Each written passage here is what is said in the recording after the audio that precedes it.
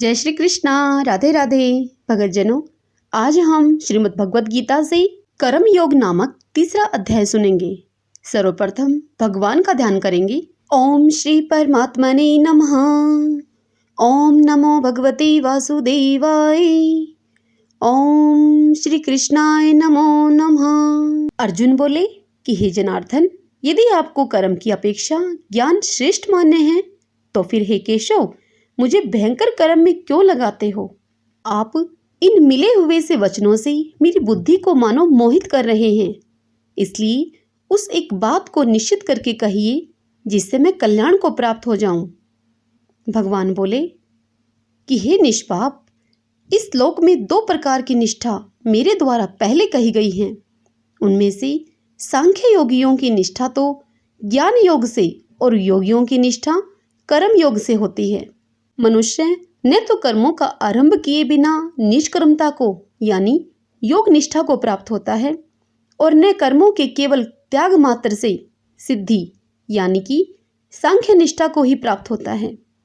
निसंदेह कोई भी मनुष्य किसी भी काल में क्षण मात्र भी बिना कर्म किए नहीं रहता, क्योंकि सारा मनुष्य समुदाय प्रकृति जनित गुणों के द्वारा परवश हुआ कर्म करने के लिए बाध्य किया जाता है। जो मूढ़ बुद्धि मनुष्य समस्त इंद्रियों को हठपूर्वक ऊपर से रोककर मन से उन इंद्रियों के विषयों का चिंतन करता रहता है, वह मिथ्याचारी अर्थात दंभी कहा जाता है। किंतु हे अर्जुन, जो पुरुष मन से इंद्रियों को वश में करके अनासक्त हुआ समस्त इंद्रियों के द्वारा कर्मयोग का आचरण करता है, वही श्रेष्ठ है। तू शास्त्र विहित कर्तव्य कर्म कर, क्योंकि कर्म न करने की अपेक्षा कर्म करना अधिक श्रेष्ठ है, तथा कर्म न करने से तेरा शरीर निर्वाह भी नहीं सिद्ध होगा।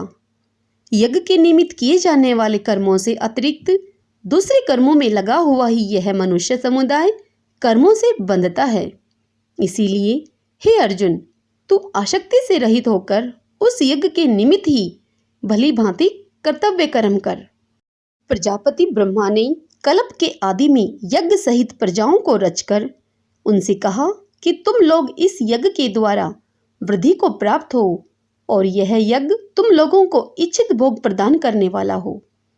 तुम लोग इस यज्ञ के द्वारा देवताओं को उन्नत करो और वे देवता तुम लोगों को उन्नत करें। इस प्रकार निस्वार्थ भाव से एक दूसरे को उन्नत करते हुए तुम लोग परम कल्याण को प्राप्त हो जाओगे।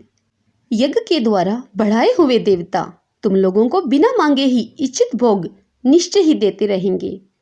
इस प्रकार उन देवताओं के द्वारा दिए हुए भोगों को जो पुरुष उनको बिना दिए स्वयं भोगता है, वह चोर ही है।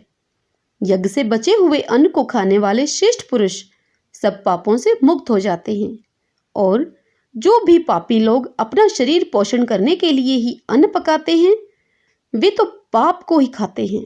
संपूर्ण प्राणी अन्न से उत्पन्न होते हैं। अन्न की उत्पत्ति वृष्टि से होती है, वृष्टि यज्ञ से होती है और यज्ञ विहित कर्मों से उत्पन्न होने वाला है। कर्म समुदाय को तू वेद से उत्पन्न और वेद को अविनाशी परमात्मा से उत्पन्न हुआ जान। इससे सिद्ध होता है कि सर्वव्यापी परम अक्षर परमात्मा सदा ही यज्ञ में प्रतिष्ठित है। हे पार्थ, जो पुरुष इस लोक में इस परंपरा से प्रचलित सृष्टि चक्र के अनुकूल नहीं बरसता अर्थात अपने कर्तव्य का पालन नहीं करता है, वह इंद्रियों के द्वारा भोगों में रमण करने वाला पापायु पुरुष व्यर्थ ही जीता है। परंतु जो मनुष्य आत्मा में ही रमण करने वाला और आत्मा में ही तृप्त तथा आत्मा में ही संतुष्ट हो, उसके लिए कोई कर्तव्य नहीं है। उस महापुरुष का इस विश्व में न तो कर्म करने से कोई प्रयोजन रहता है और न कर्मों के न करने से ही कोई प्रयोजन रहता है, तथा संपूर्ण प्राणियों में भी इसका किंचित मात्र भी स्वार्थ का संबंध नहीं रहता। इसीलिए तू निरंतर आसक्ति से रहित होकर सदा कर्तव्य कर्म को भली भांति करता रहे, क्योंकि आसक्ति से रहित होकर कर्म करता हुआ मनुष्य परमात्मा को प्राप्त हो जाता है। जनक आदि ज्ञानी जन भी आसक्ति रहित कर्म के द्वारा ही परम सिद्धि को प्राप्त हुए थे। इसीलिए तथा लोक संग्रह को देखते हुए भी तू कर्म करने को ही योग्य है, अर्थात तुझे कर्म करना ही उचित है। श्रेष्ठ पुरुष जो जो आचरण करता है, अन्य पुरुष भी वैसा वैसा ही आचरण करते हैं। वह जो कुछ प्रमाण कर देता है, समस्त मनुष्य समुदाय उसी के अनुसार बरतने लग जाता है। हे अर्जुन, मुझे इन 3 लोकों में न तो कुछ कर्तव्य है और न कोई भी प्राप्त करने योग्य वस्तु अप्राप्त है, तो भी मैं कर्म में ही बरतता हूँ। क्योंकि हे पार्थ, यदि कदाचित मैं सावधान होकर कर्मों में न बरतूं तो बड़ी हानि हो जाए, क्योंकि मनुष्य सब प्रकार से मेरे ही मार्ग का अनुसरण करते हैं। इसीलिए यदि मैं कर्म न करूं तो ये सब मनुष्य नष्ट भ्रष्ट हो जाएं और मैं संकरता का करने वाला हूं तथा इस समस्त प्रजा को नष्ट करने वाला बनूं। हे भारत, कर्म में आसक्त हुए अज्ञानी जन जिस प्रकार कर्म करते हैं, आसक्ति रहित विद्वान भी लोक संग्रह करना चाहता हुआ उसी प्रकार कर्म करें। हे अर्जुन, परमात्मा के स्वरूप में अटल स्थित हुए ज्ञानी पुरुष को चाहिए कि वह शास्त्र विहित कर्मों में आसक्ति वाले अज्ञानियों की बुद्धि में भ्रम अर्थात कर्मों में अश्रद्धा उत्पन्न न करे, किंतु स्वयं शास्त्र विहित समस्त कर्म भली भांति करता हुआ उनसे भी वैसे ही करवावे। वास्तव में संपूर्ण कर्म सब प्रकार से प्रकृति के गुणों द्वारा किए जाते हैं, तो भी जिसका अंतःकरण अहंकार से मोहित हो रहा है, ऐसा अज्ञानी मैं करता हूँ ऐसा मानता है। परंतु हे महाबाहो, गुण विभाग एवं कर्म विभाग के तत्व को जानने वाला ज्ञानी योगी संपूर्ण गुण ही गुणों में बरत रहे हैं, ऐसा समझकर उनमें आसक्त नहीं होता।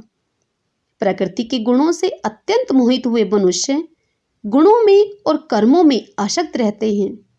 उन पूर्णतया न समझने वाले मंदबुद्धि अज्ञानियों को पूर्णतया जानने वाला ज्ञानी विचलित न करे।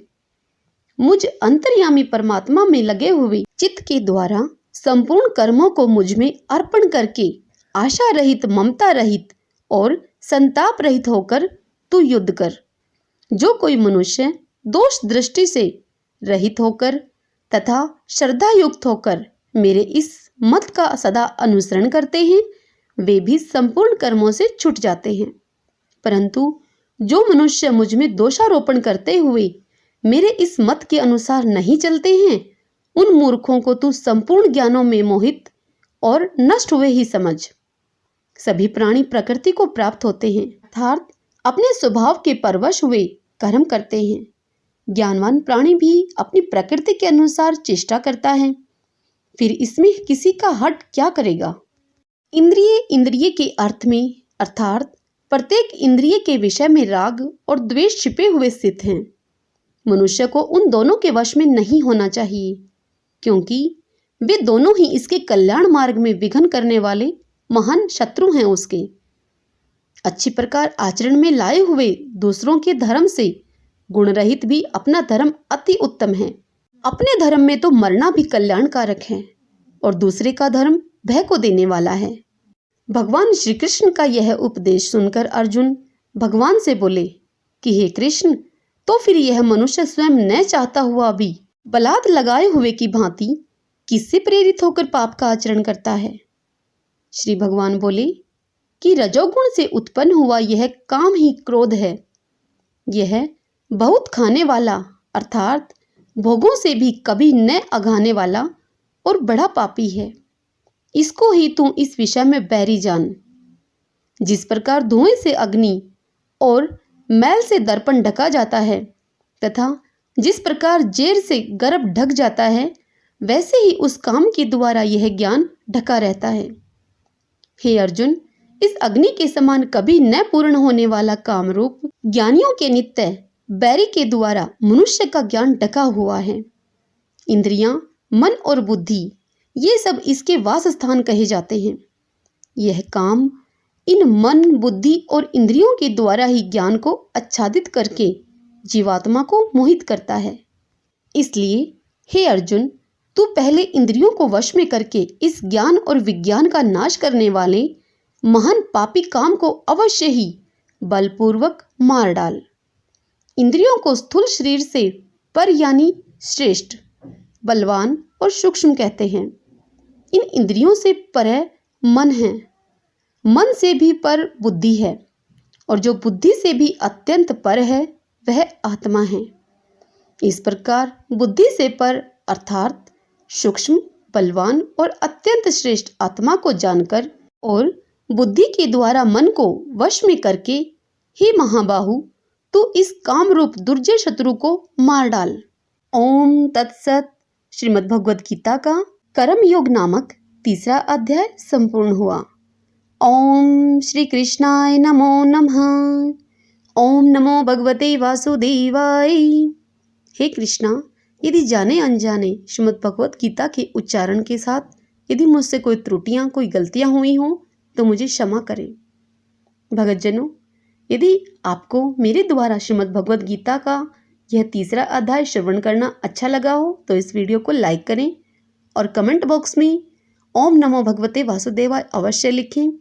और इसी के साथ यदि चैनल पर आप पहली बार आए हैं तो इस चैनल श्री कृष्ण दीवानी को सब्सक्राइब कर लीजिएगा, बेल आइकन वाला बटन भी प्रेस कर लीजिएगा और इस वीडियो को खूब शेयर कीजिएगा और पुण्य कमाएं। जय श्री कृष्णा। राधे राधे।